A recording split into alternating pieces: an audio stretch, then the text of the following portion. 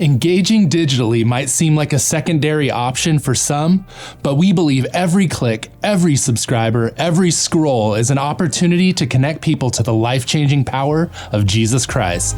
This is Southwest Church Online.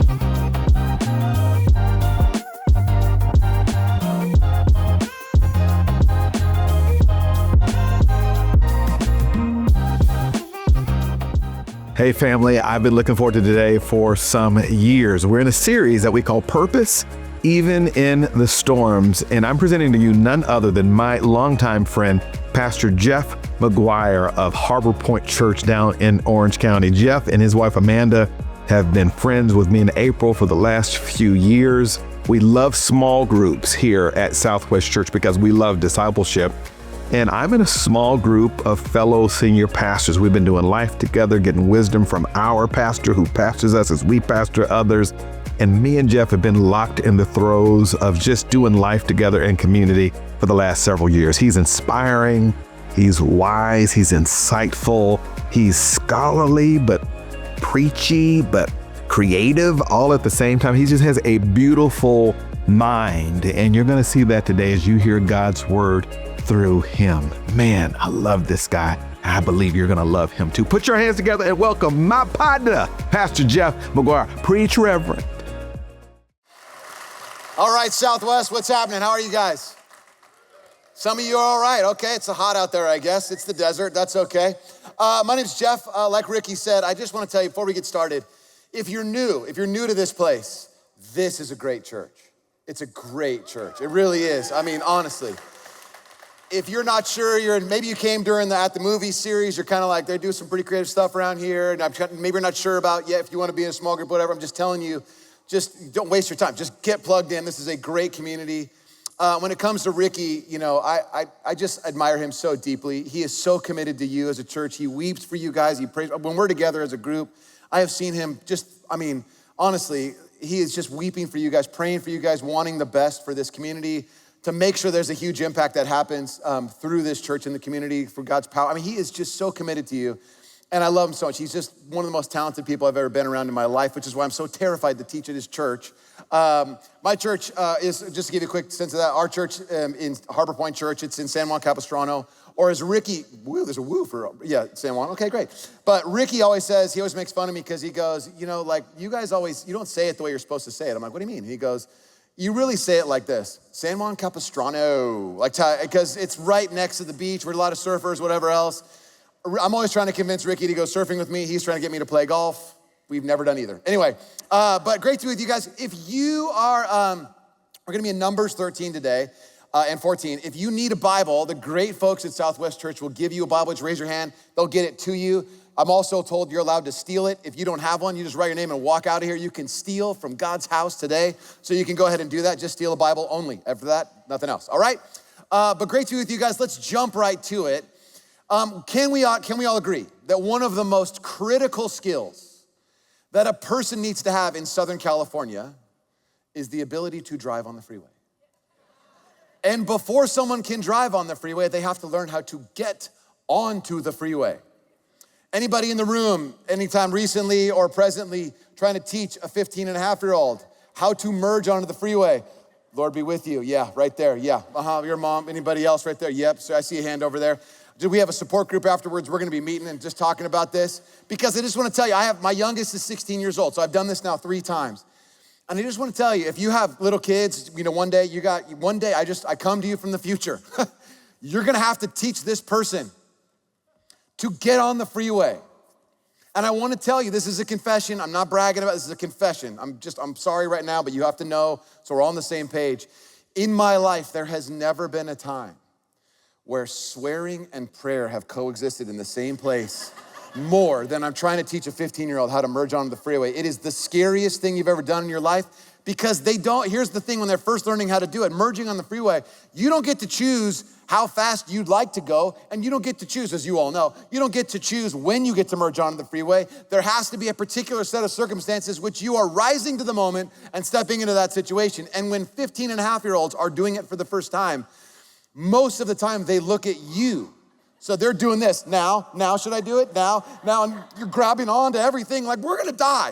Look at the road. And they look at the road, and you're like, not now. And they're like, well, you said, look at the road. And just this, it's a horrible moment for your life. I just wanna tell you, I come to you from the future. The Lord be with you as you step into that. It is a moment. Now, there is a critical moment of commitment. As a driver, you know you gotta figure it out, because if you can't drive on the freeway, you can't get on the freeway, you're stuck wherever you are forever. You have to be able in Southern California to get on the freeway. And a driver has to ask the question, is this moment, when they see a gap, is this moment the moment? There's lots of different cars going by, I've now matched speed. Is this moment when I'm trying to get on the freeway, is this moment the moment? Or to say it a little bit more broadly, probably for the rest of us in other circumstances in our lives that may or may not involve getting on the freeway, but how do you know when a moment is the moment?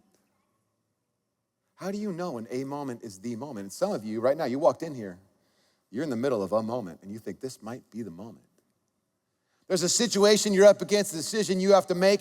There is someone who's looking at you, depending on you. There's someone else that's, you're looking at, depending on them. You're trying to figure out all kinds of stuff out in your life, and you're wondering whether it's a financial decision, it's a job decision, it's a family decision, it's a relationship decision. Is this moment the moment? Some of you are in a moment right now. Some of you are in a faith moment. Is this really a moment where I make a decision to follow Jesus, come back to Jesus? Who knows? Is this moment a moment? How do you know the difference between a moment and the moment? Now, the assumption is this: the inability to kind of recognize when a moment is the moment, that constitutes a kind of failure. If a person merging on the freeway doesn't get that right, it's a kind of failure. And for us, for a lot of us, maybe you grew up in the greatest home ever, where failure is just part of learning, and we failed and we just learned. And way to go, congratulations, you can mentor the rest of us. Because a lot of us grew up in a place where failure, either we were taught it or we were somehow managed to interpret it, that failure was the worst possible thing that could ever happen to you. And so we believed that failure was intolerable. It's just something we just cannot live with. We can't abide it. It's part of the reason that we just do not accept it. We don't accept failure, and we don't accept it in ourselves. We actually find it, for people who find it to be intolerable, which is most of us, you can tell someone finds it intolerable because they often are secret keepers who look to find failure in other people. Point that out. But we also know there's something else about failure, that it's also unavoidable. So we're kind of trapped to kind of deal with the thing that we don't want, can't stand, but also can't avoid. We can't avoid it. Now, there's lots of different kinds of failures. I'm gonna probably take a little bit of a step here. Bear with me a little bit. The Bible says it like this: if we claim to be without sin, which in itself is not just failing, but if you could kind of imagine, at least that's an umbrella big enough to capture a lot of failure. If we claim to be without sin, which we could call a version of failure, we deceive ourselves and the truth is not in us. You see, whatever we may not want to face but have to face, that actually, our ability to face things we don't want to face that are intolerable but also unavoidable, that's actually how we handle those situations is a measure of our maturity. I don't want to face it, but I have to. How we respond to those kinds of things, facing stuff we don't want to face, is a measure of our maturity. But all of us have moments. We can all kind of point to sort of places in our own life where we missed a moment. We can think about those things. Times we should have, this was my moment and I missed it. I should have gone out for that team when I was in, high school. Should have ran for that off. Should have applied for that job. Should have leaned in for that kiss. Didn't. She's still wondering about that. He's still wondering about that. Whatever. Moving. Maybe I should have moved. Maybe I should have taken this job, or should have asked for a raise. Or maybe I should have initiated something in that relationship, and I never did. And we also have moments, stories where it wasn't our moment and we went for it. We tried to take a job. We asked for a raise. Didn't work out. We leaned in for that kiss. Other person was not on the same page. Oh, hey, we're shaking hands. That's what we're doing now. That's what I was doing too. Whoops, we've all had that situation where we've gone by the process of impulse that said ready, fire, aim. That was us too. We've missed some moments. We've also kind of misjudged some moments. We got the things confused, which brings us back to the question, how do you know when a moment is the moment? How do you know when a moment is the moment? Here's a short answer. We know a moment is the moment when the cost of standing still or moving backward is greater than the cost of moving forward. You and I know that a moment is the moment when the cost of standing still or moving backward is greater than the cost of moving forward. Forward might be dangerous, might be a lot of stuff we don't know, but going backwards, that's actually more dangerous or more lethal or actually more damaging. So this is how you know when you've reached the moment. Still though, We miss moments all the time. Why do we do that? I mean, why does it sometimes happen? Sometimes we're just paralyzed. We just actually get to a place where we're like, I'm paralyzed by an indecision. I want to do something, but I'm just frozen. So afraid to fail if you're a failure-averse person. Maybe there's a risk that says, I'm just afraid to fail. And so you just make a non-decision. I'm not going to do anything, which is the decision in and of itself. Maybe that's why we miss moments. Maybe we also miss moments because of this, that human beings are hardwired to despise things that are unfamiliar and uncertain. We're just trained without even ever being taught. We just are somehow internally, inherently, we know that the unknown thing, whatever we can't see, that's bad. That's a bad thing because we can't see it.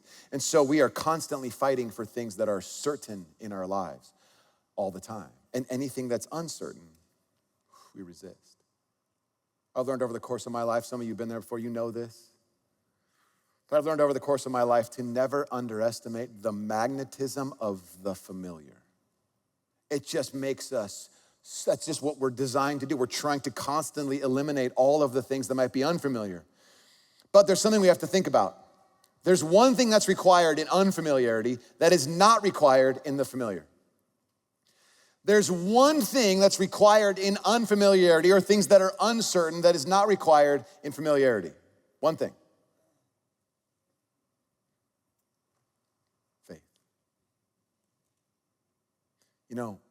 We fight so hard to have everything be certain, but faith is what operates when we don't have for certain the outcomes.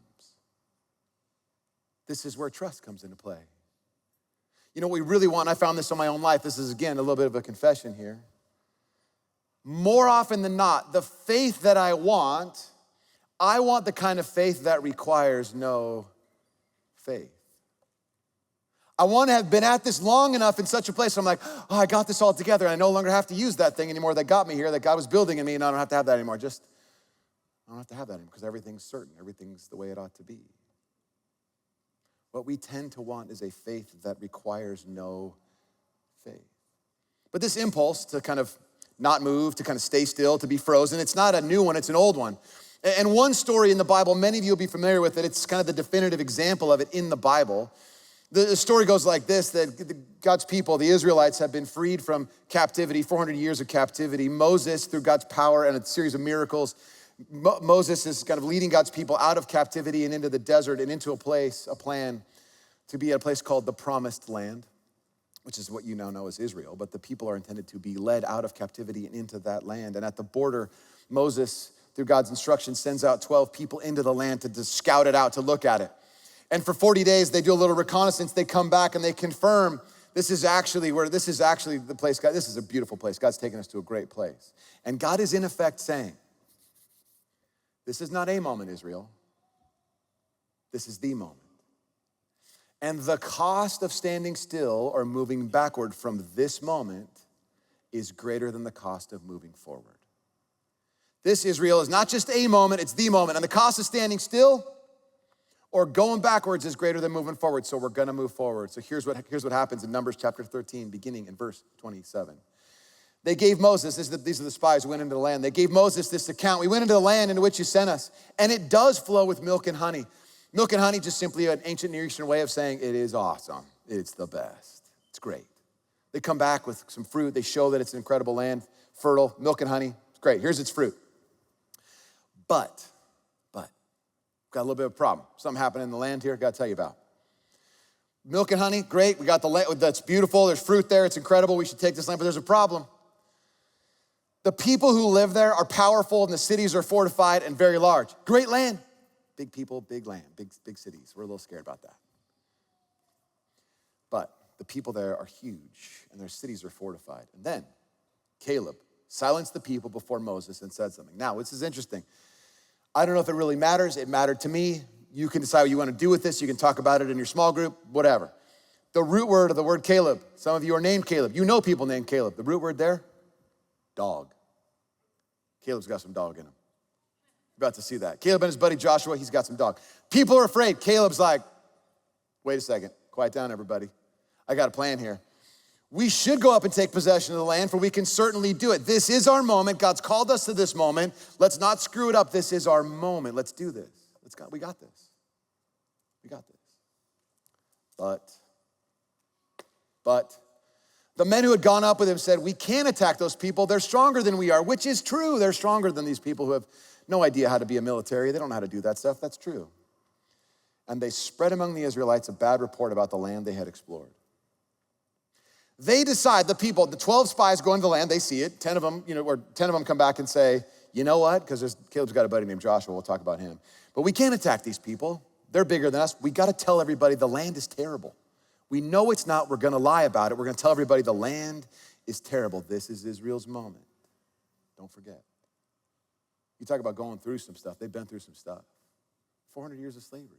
The chains have been broken. God's rescued them with miracle after miracle. They've survived in the wilderness against all odds. They've managed to go through all kinds of stuff. They've literally walked through the water. They follow a pillar of fire by night and a pillar of like cloud by day.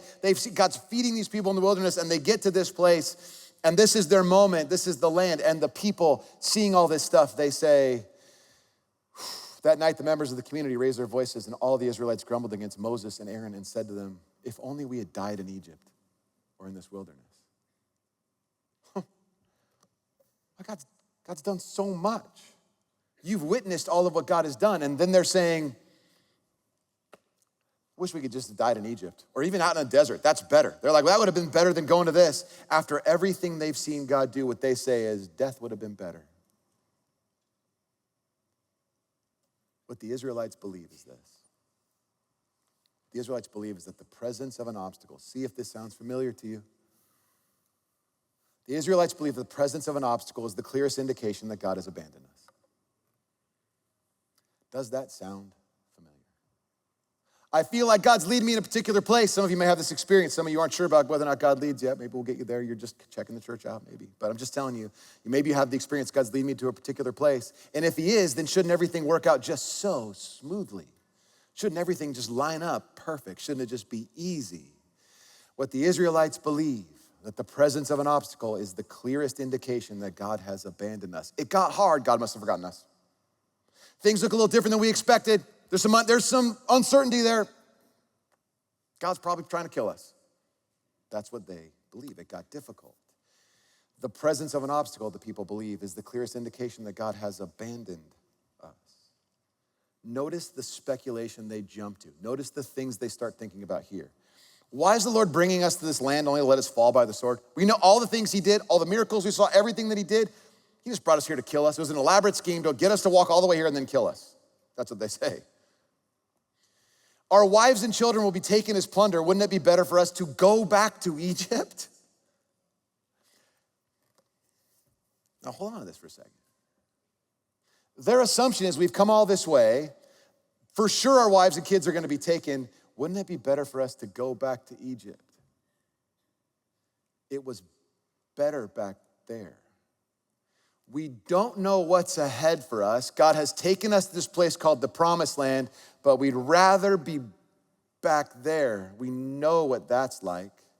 We've seen that before. We've lived with that. We haven't lived into this future, which is gonna require a huge amount of faith. Wouldn't it be better if we just went back? Because we knew what it's like there. That's very familiar. We choose that over and over again because it's familiar. And they said to each other, we should choose a leader and go back to Egypt. Now remember, Moses wasn't voted and he didn't have a campaign. He didn't there was no signs, there was no political ads, nothing like that. He just was chosen by God. And he was like, yeah, burning bush talked to me and told me I'm the leader. And they're like, okay, I guess that's, there's like kind of a situation. That's all he's got. They don't get to vote, and yet they're like, we're gonna vote on a new leader. Someone who understands what it feels like to deal with this uncertainty. Someone who believes that where we go backwards is better. Someone who understands that familiar is always better than unfamiliar. That's who we need to get in charge here. Let's get rid of this Moses character because he's an idiot. The people want someone who understands their feelings, who understands that they don't like things to be uncertain, or they have to practice faith. But here's what's sort of the heart of it here, and it gets a little bit tricky here, so bear with me. This isn't the whole story, but stay with me. Helping people feel better in times of uncertainty. Notice, helping people to feel better in times of uncertainty is apparently not God's primary concern. You're like, but I'm in uncertain times, I wanna feel better. I get it, God draws near to the brokenhearted. That's what the Bible tells us. But it's not his primary concern in times of uncertainty. Is it possible that God might be after something bigger than just making us sort of deal with our fear of uncertainty? That's right. Is it possible, I'll ask it again, that God might be doing something that's more than just simply helping us deal with our feelings of insecurity about things that we don't know what will happen? Maybe he's after something bigger than that. Apparently, God is okay with our uncertainty. Ooh. Apparently, God's okay with our uncertainty, where we don't have everything perfectly lined out in front of us. One of the most important, some of the best advice I ever got in my life. 3 words. And it was the most freeing thing I've ever heard in my life. This might be where you are, I'll just tell you. One of the most helpful things I ever got in my life. 3-word phrase. Do it afraid.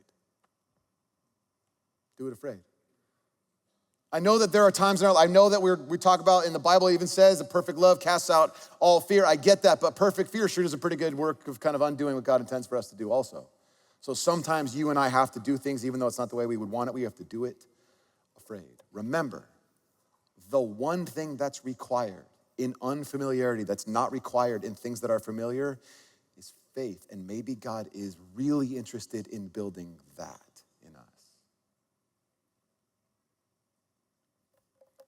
Now, Jewish study Bible says it this way: in the continuous cycle of rebellions, this one constitutes the most serious. The 10 scouts who incite the populace advocate abandoning Israel's ultimate goal to settle in the promised land. This was their moment.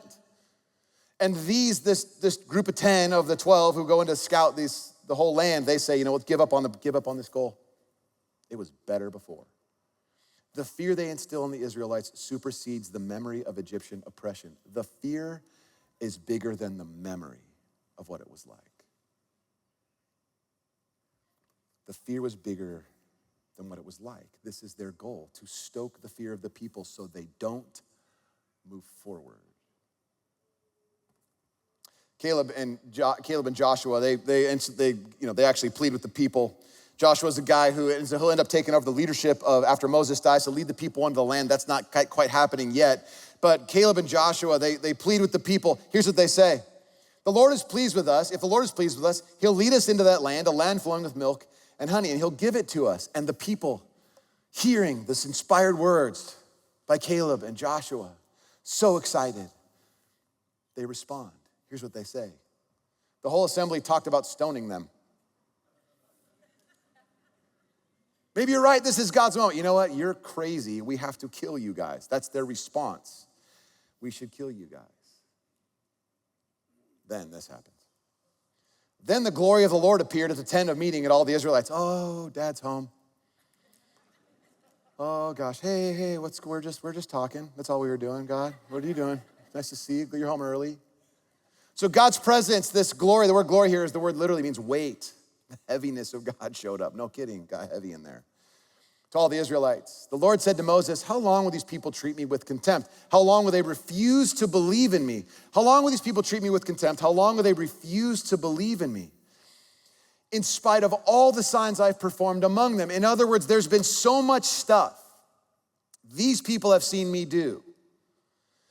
They cannot deny the power and presence of God in their midst, and they're still not sure if I've got their back. Still like, I don't know. He brought us here to kill us. We're here, and these foreign people are going to take our kids and run away with them. The weight of God shows up. How long will these people hold me in contempt after everything I've shown them? To say it another way, the people forgot what God did to get them there. The people forgot what God did to get them there. One more time. Somebody needed to hear it. The people forgot what God did to get them to that place. What they have been through, what they have overcome. This is why 150 times in the Bible, people are told, remember, don't forget. Over 150 times. Most of that comes actually out of the book of Deuteronomy. It's the next book in the Bible before they're about to go into the land. You're going to go into this place. Don't forget. Don't forget. The people forgot what God did to get them there. Remembering in no uncertain terms as a spiritual survival skill. You are in a storm. You are caught in a particular situation in your life of uncertainty and unknown. Remember. Don't forget. The next couple of verses, the next 7 verses are worth talking about in your small group. It's fascinating.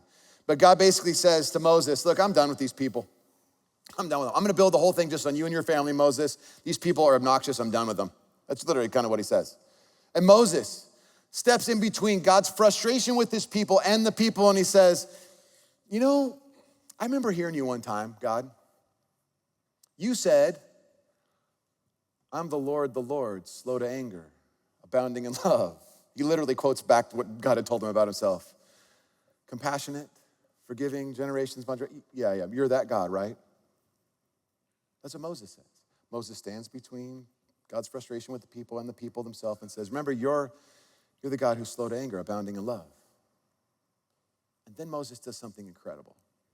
Verse 19. In accordance with your great love, forgive the sin of these people, just as you've pardoned them from the time they left Egypt until now. Remember, these people are like, we're done with Moses, get rid of him. Let's vote in a new guy. We're done with Moses. He's like, forgive him. These are also the people when Joshua and Caleb were like, we should go into the land. They were like, stone those guys, we gotta kill them. Moses is like, no. Because how tempting would it have been at that moment, just say, just take me and my family, we'll do this. Forgive the sin of these people as you've already done. They left Egypt until now. Then the Lord replied, I have forgiven them just as you asked. Which means, Moses, whatever it is that you've sought in prayer, I'm gonna actually respond to, which is, again, fascinating. Talk about it in your own small group scenario. But he's like, I get this, I'm gonna forgive them. But I think what's so important to keep in mind, the next word is unbelievably crucial here. I've forgiven them because there's something we gotta think about here. Nevertheless. I got that word a lot when I was growing up. I was good, I could make a presentation about why I should be able to stay out later or eat more candy or whatever else is. I had pamphlets and the background music and PowerPoint presentation to my mom or whatever. Yeah, nevertheless. Because it means I understand what you are saying, but there's something else I have in mind that you are not calculating. And this is where it gets a little tricky for us. Bear with me here on this. The Lord replied, I have forgiven them as you've asked. So there's no animosity, no hostility between us. They're my people. I'm with them. As surely as I live and as surely as the glory of the Lord fills the whole earth, not one of them will ever see the land I promised on oath to their ancestors. Whoa, God. Hey, lighten up a little bit. What are we doing here? What this is indicating is that forgiveness and permission are not the same thing. Forgiveness and permission are not the same thing. I forgive these people. Yeah, they screwed up. They missed their moment. I forgive them. They're still my people. But it doesn't mean what they said doesn't matter or what they chose doesn't matter. It doesn't mean there aren't any sort of other sort of effects of their idea of like, I'm resisting you and don't want you anymore. He's like, wait a second, there was a chance to merge onto the freeway here and they decided they didn't want it. Keep on reading. As surely as I live, declares the Lord. Surely as I live, declares the Lord. This is God to the people. I will do to you the very thing I heard you say. The people repeatedly in the desert have said a particular thing. You've already seen it. Wouldn't it be better if we died in the desert or went back to Egypt? I will do to you the very thing I heard you say. What you wanted, I'm going to give to you. In this wilderness, your bodies will fall. Not one of you will enter the land I swore with uplifted hand to make your home, except Caleb and Joshua. As for your children that you said would be taken as plunder, which you thought, they're gonna take our kids. I'm gonna bring them into the joy of the land you have rejected. Now, what gets so unbelievably surprising in this moment is that this is how God disciplines his people. And this is something that's so hard for us to understand. The people have been praying over and over again. It would have been better if we had died in the desert, died in the wilderness. And God's like, okay, I finally hear what you're saying. How God's people are disciplined, and this is throughout the Bible. It's really surprising. God gives them what they want. What they want. Over and over again, you see in the Bible, God gave them over to their desires. God gave them over to the, it's like when God's people start choosing different gods that they want to worship, God's like, okay, you can have those gods protect you. When people want to pursue their own desires and they chase down their own desires, the way God's discipline works is just, you don't want my life, then you can have this one. That seems to be the most effective. The way God disciplines his people apparently is to give them what they want. He gives the people over 40 days for scouting went on in the wilderness, and then he gives them 40 years of wandering in the desert, which many of you know the story. Then the people hear this. Check this out. The people hear this. When Moses reported this to the Israelites, they mourned bitterly. We're really sorry. And early the next morning, they set out for the highest point in the hill country, saying, now we're ready to go up to the land God promised us. Surely we have sinned. Okay, God, we got it. I'm just kidding about the whole thing about dying in the wilderness. We're good. We got this. Let's go. And they go. But like I said, when you merge onto a freeway, you don't get to choose how fast you want to go. You have to go as fast as it takes. And the moment is the moment. And these people are trying to decide, I think we should do this on our own. Moses says, wait a second, you guys, you can't just decide when you want to go. It's when the moment presents itself. That's the moment. And Moses said, why are you disobeying the Lord's command? This will not succeed. Do not go up because the Lord is not with you. You will be defeated by your enemies. You aren't strong enough to handle this on your own. You think that you are, but you're not, and you will be defeated. You are on your own. You missed your moment. Here's what Moses is saying, and this is so hard for us to get. It's real, but here's what he says. You missed the moment. There was a moment and you missed it. God's forgiven you. He's still your God. You are still his people. He's with you, but that was a moment you missed, and you don't have what it takes. Now, that's something we don't expect God to say to people. You don't have what it takes. All of our mentors always tell us, you got what it takes. He's like, wait a second, you need me. You need me. You don't have what it takes on your own. These people are bigger and stronger than you. You got that right, and I was going to go with you, but you're on your own. You decided to go on your own. So Moses tells them, don't go. The people, I heard what you said. I got other plans though. Nevertheless, the people say, notice who's saying it now, the people. In their presumption, they went up toward the highest point in the hill country. Though neither Moses nor the ark of the Lord's covenant moved from the camp. Moses is God's appointed leader, the ark of the covenant. The ark is it's just a word that means container, a box. You're like, Noah had a big box. Yeah, that's right, he did a big box, animals in it, okay? But the ark of the covenant, the ark inside this tabernacle, the tent of meeting as it was called earlier, in that place, in the far inside of it, in the most holy place called the Holy of Holies, there is this box, this container. And it is in that box, this ark, where God's presence is said to reside among the people. Later it will go into a temple when the temple gets built. But this is where God's presence resides. Here's what's being said. Neither Moses nor God's presence himself, is with the people. It did not move. The thing is, what Moses is trying to say is you are on your own. And the people say to God, the Israelites say to God, we want our destiny in our own hands. We want to take control. We want to go forward and make this happen on our own. And God says, okay. I don't know what else I can do to try to convince you that you need me to do this. If the only way you'll be convinced is if you do it on your own, then do it on your own.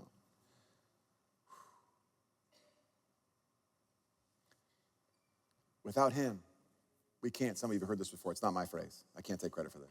Without him, we can't. Without us, he won't.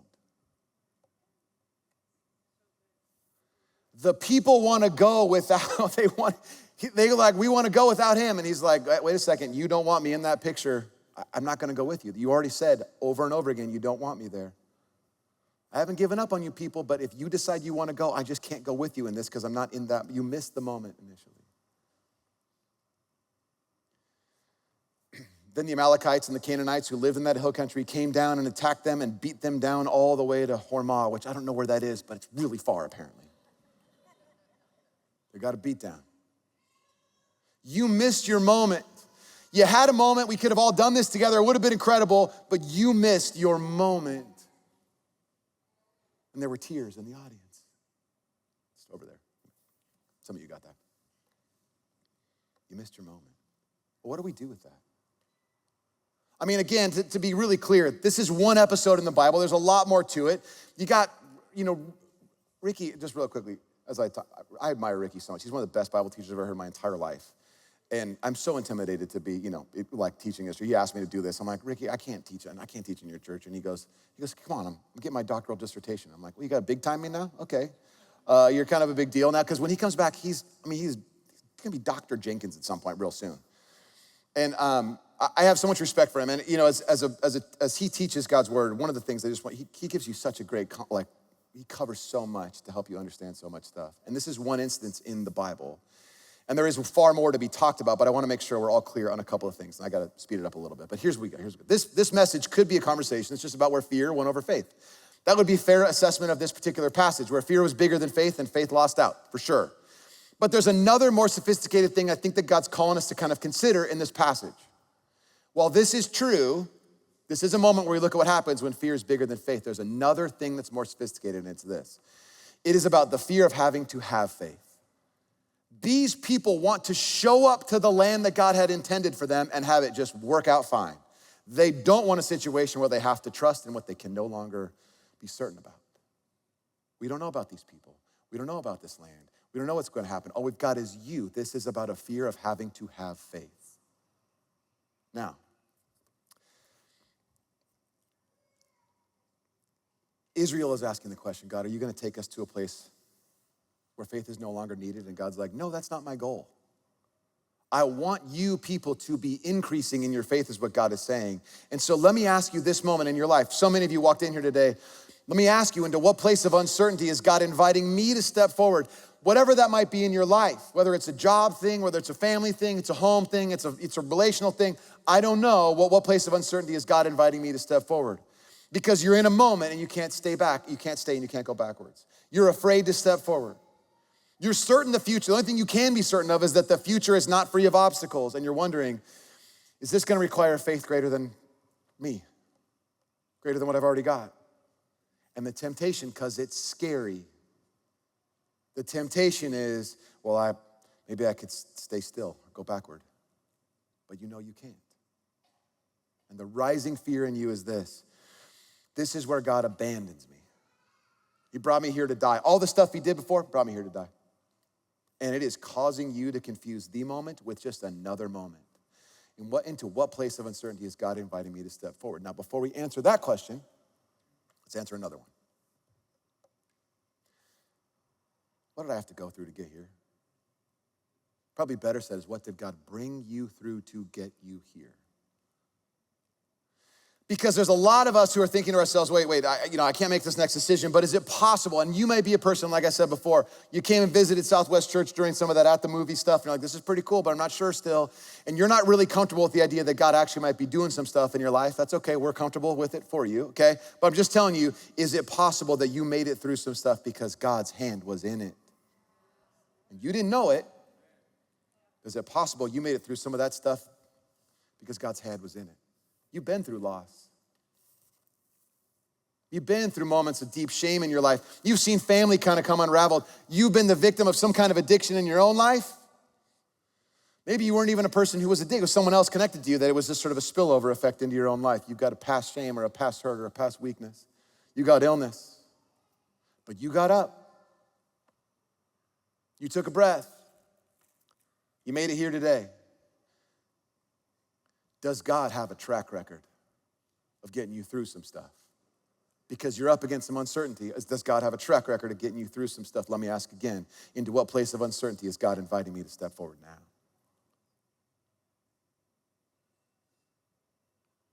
Into what place of uncertainty is God inviting me? Some place where you have to do it afraid. What is it for you? I'll give you a couple examples. Maybe God's inviting you to step into a particular thing. Literally, it's like now it's the time. This is the moment. It's time to step into something, and you don't know what's going to happen, and you're like, I'd rather not have to exercise any faith here. I'd rather know. Maybe this is a moment for faith. Maybe it's a time that you're actually being invited to step out of a particular thing. You've been walking in a particular way or doing a particular thing. You've been trapped in a particular habit or relationship, whatever it is, and it's like it's time to step out of this. But you don't know what it's going to be like. Maybe it's time to let go of something. Maybe you don't know what happens if you keep holding on and you want to give up, but God's saying, no, hold on, just hold on. Maybe you're in a situation where it's time to run. It's like you've been sitting around and it's dangerous, it's untenable, and there's a time now for you to run. Maybe you've been running all the time, and maybe it's time to remain. You don't know when it's gonna happen, but you feel like God might be pushing you, nudging you. Is it a time to get in or to get out? Is it a time to finally say the thing that you were intending to say that you haven't said, that you're like, someone's gotta say this, and you haven't said it, you need to say it. And some of you, maybe you're being invited, you've said enough. What happens if you don't say a thing? Is God inviting you to forgive someone or to ask for forgiveness? And you don't know what happens on the other side of that. To forgive someone or to seek their own forgiveness. Now here's what I want to do. Because by the way, in every one of these circumstances, more than likely for you to do this, you're gonna have to do it afraid, at least a little bit. Okay? Here's what I'm gonna do. We're gonna pray. Now, some of you just immediately, you did that, way to go. Good job, Ricky, Dr. Jenkins soon. That was wonderful, you did a great job. But I want you to just look at this list. We're gonna pray. In a second, what we're gonna do is the prayer team's gonna come forward. People would love to pray with you in a minute. You're gonna see that in a second. But first, what I wanna do is this. We're gonna pray, but I want you to pray with your eyes open, which I know that's like, are we allowed to do that? Doesn't the Bible say? I don't think it does. But just look at this. And I want you to find one of these that's really yours right now. Whatever it is, whether it's stepping in or stepping out or letting go or holding on, getting in, getting out, say it, whatever, forget, all that. I want you to look at one of those things. And when you've got it, you can close your eyes.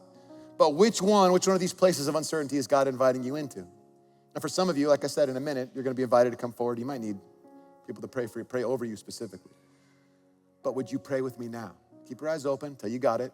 Let's pray together. Father, every one of us in this room, every one of us watching online has places of uncertainty into which you've called us and we don't know what to do and we're afraid to use faith.